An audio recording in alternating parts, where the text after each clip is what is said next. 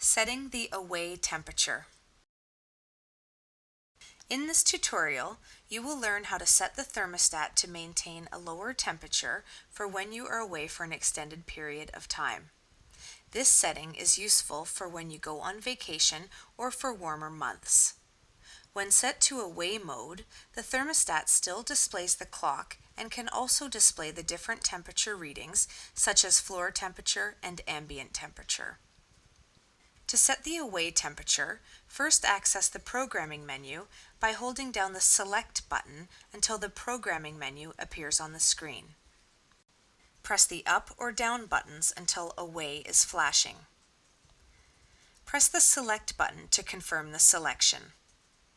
You will notice that the temperature is flashing. Press the up or down buttons until the desired temperature is displayed. Once the desired temperature is displayed, press the Select button. To exit to the main screen, press and hold the Select button.